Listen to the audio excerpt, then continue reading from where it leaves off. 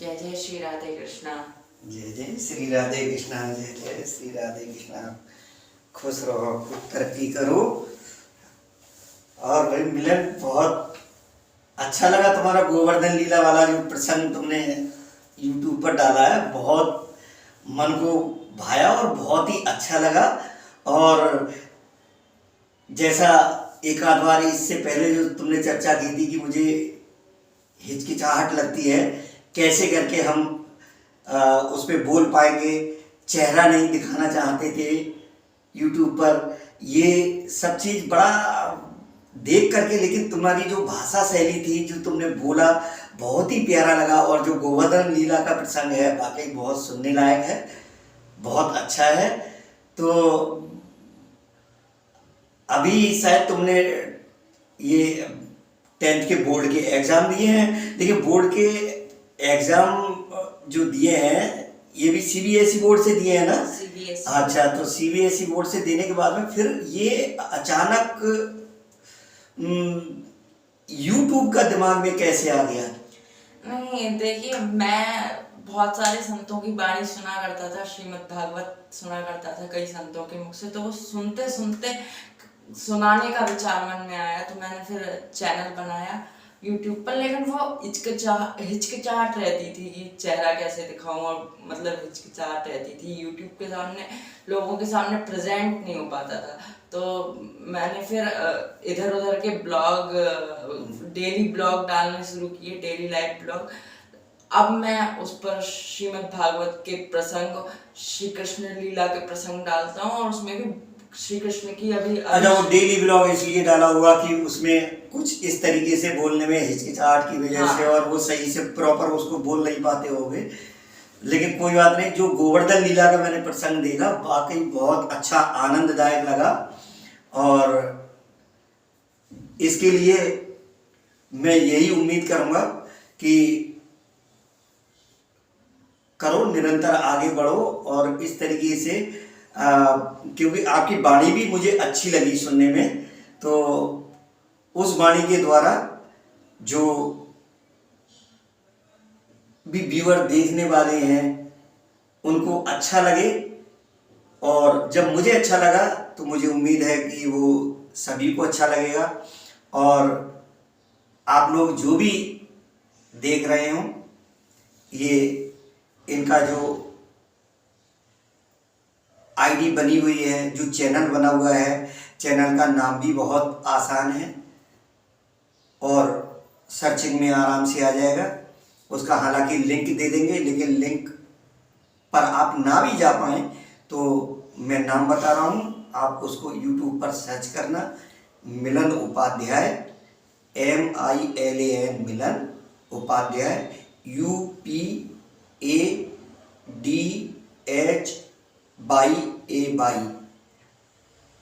मिलन Upadhyay. Millu blog, पहले मिलन उपाध्याय लिखना है, उसके बाद मिल्लू ब्लॉग लिखना है। मिल्लू की स्पेलिंग हो जाएगी MILLU,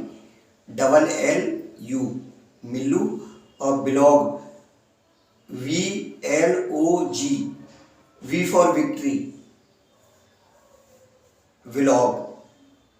तो ये इस तरीके से मिलन उपाध्याय मिल्लू ब्लॉग करके इन्होंने जो चैनल बनाया है उसको सर्च करके सब्सक्राइब करें, और सब्सक्राइब करके ज़्यादा से ज़्यादा देखना। एक बार जो इन्होंने अभी कुछ दिन पहले डाली है गोवर्धन लीला की वीडियो, मुझे पसंद आई, और तो मैंने सोचा कि इसके लिए क्यों ना हम आशीर्वाद भी दे दें बेटे को, और आगे बढ़ने के लिए मनोबल मैंने तो बढ़ा दिया है, बाकी अब आप लोगों को बढ़ाना है मनोबल। तो बच्चे का मनोबल बढ़ाएं, और बाकी मिलन उपाध्याय के मुख से ही सुन लेते हैं उनके क्या विचार हैं, क्या वो आप लोगों से कहना चाहेंगे। मैं बस यही कहना चाहूँगा कि चैनल को सब्सक्राइब करके श्री कृष्ण लीला का आनंद उठाएं, श्रीमद् भागवत की कृष्ण लीला का आनंद उठाएं, और मेरा मनोबल भी बढ़ाएं। आप सबको आनंद मिलेगा वो सुन करके लीला। तो चैनल को सब्सक्राइब करें और शेयर भी करें, वीडियो को पसंद आए तो लाइक।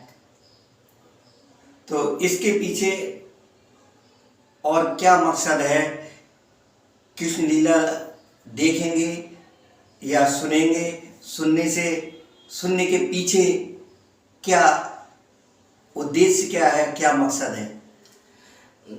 कृष्ण लीला को सुनने के पीछे एक तो श्री कृष्ण को जानना, श्री कृष्ण के जीवन को जानना, और श्री कृष्ण की जो आदर्श है उन्हें अपने जीवन में उतारना, क्योंकि श्रीमद् भगवत गीता जीना सिखाती है, श्रीमद् भगवत कथा श्री कृष्ण क्या है वो बताती है। तो श्री कृष्ण को जानने के लिए उनकी लीलाएं सुननी चाहिए।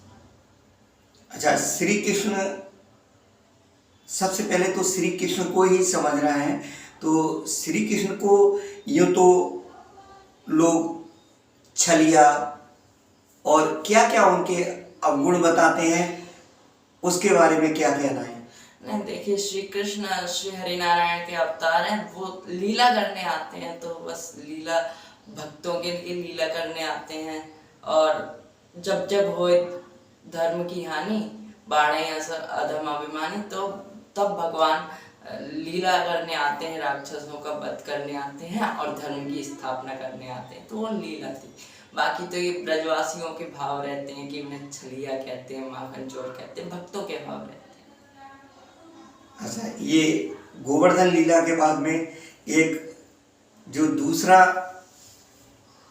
मुझे गोवर्धन लीला का तो बहुत ही ज़्यादा पसंद आया, उसके बाद एक प्रसंग और तुम्हारे द्वारा जो डाला गया है उसमें था अपना, क्या दूसरा प्रसंग क्या था?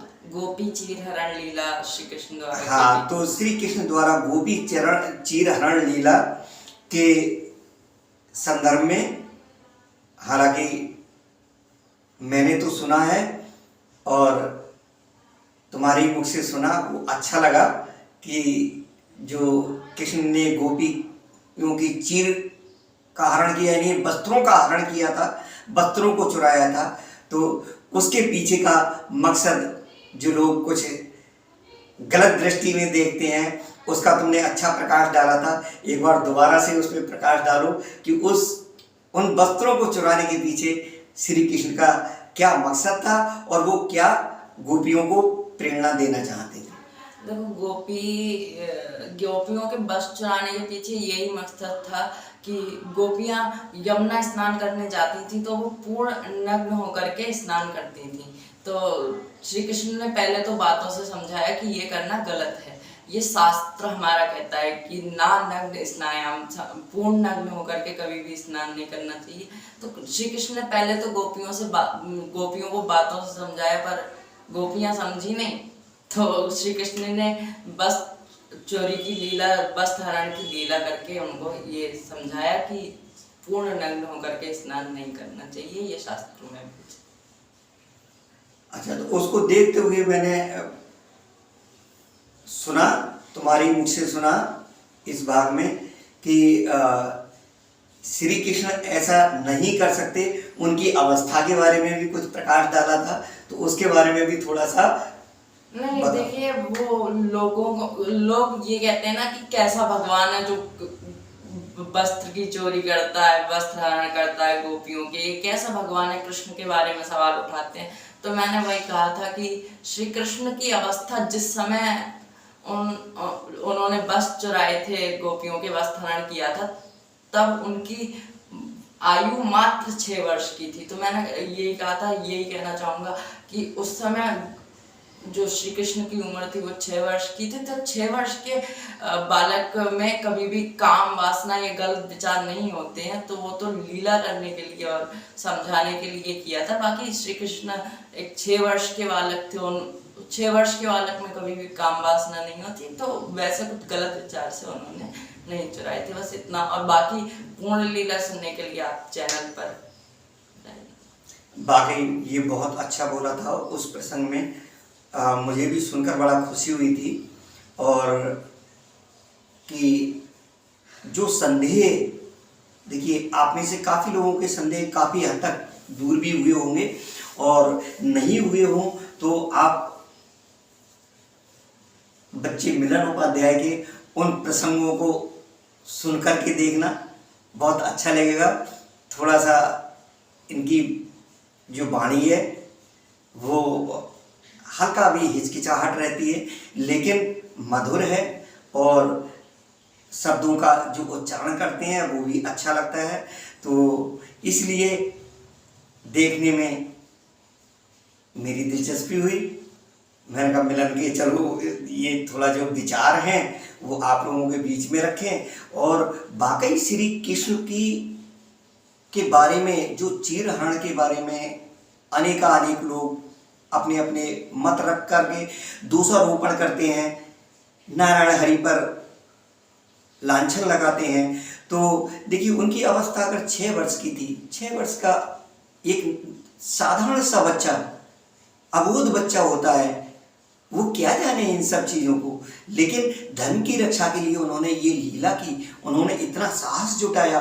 और साहस देखिए उनके लिए साहस क्या है, साहस उनसे ही तो साहस है। तो उन्होंने मतलब अगर नर रूप में जो लीला कर रहे हैं, वो बाल रूप में जो लीला कर रहे हैं, उसमें साहस जुटाना कह सकते हैं। हालांकि साहस उन्हीं से है, साहस उनके सामने फीका पड़ जाता है। वो जैसे जैसे उन्होंने कार्य किए हैं, तो जो उन्होंने एक कदम उठाया, जो लीला की थी, वो उम्र को देखते हुए उतने कम उम्र के बच्चे में, 6 वर्ष के बच्चे के उम्र में, 6 वर्ष का जो बच्चा है, हालांकि अभी कलयुग है, कलयुग के भी जो 6 वर्ष के बच्चे होंगे उनमें भी कोई ऐसा काम वासना का दिमाग में बिल्कुल नहीं रहता। और वो तो फिर भी द्वापर तो कलयुग से बेहतर था, और द्वापर से भी बेहतर त्रेता युग था। तो ये द्वापर युग की कहानी थी जिस समय ये हुआ था। और ये बता करके थोड़ा सा मन का भ्रम दूर किया, उसके लिए बहुत बहुत दिल से शुभ आशीर्वाद। और इस तरीके से अपनी उस वाणी को जारी रखना। और अभी कोई अगला प्रसंग क्या डालने का सोचा है, क्या प्रसंग उसमें क्या क्या दोगे, क्या सुनाओगे? अगला प्रसंग श्री कृष्ण जन्म की कथा का मैं सुनाने वाला हूँ, तो उसको सुनिए। अच्छा, जन्म के बारे में? जन्म के बारे। तो ये अभी इन्होंने हालांकि उसमें सिर्फ 2 ही लीलाओं का सुनाया है। एक तो गोवर्धन लीला का था, एक ये था। मतलब ऐसा क्रम नहीं है कि उसको बिल्कुल शुरू से जो इनको मन को भाता है वही प्रसंग लेकर के उसको सुना देते हैं। ऐसा नहीं है कि बिल्कुल जन्म से जैसे भागवत शुरू होती है उस तरीके से नहीं है।